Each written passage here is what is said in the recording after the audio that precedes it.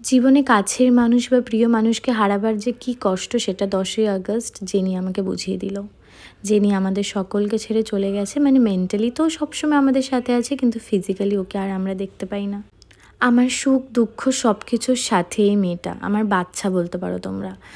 ও আমাকে যতটা ভালোবাসা জীবনে দিয়েছে বিশ্বাস করো কেউ দেয়নি। তাই জন্য এতদিন আমি ইউটিউব বা সব কিছু থেকে বিরতি নিয়েছিলাম, বিকজ মন মেজাজ একদমই ভালো ছিল না।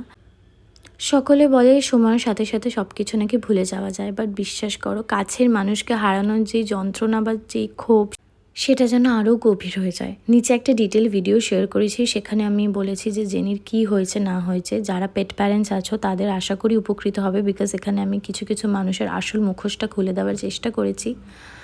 আর তোমরা শুধু একটাই প্রে করো যে আমার বাচ্চাটা যাতে যেখানেই থাকে খুব ভালো থাকে আর খুব শিগগিরই আমার কাছে ফিরে আসে। আর তোমরাও ভালো থেকো। টাটা, দেখা হচ্ছে নেক্সট শর্টসে। বাই।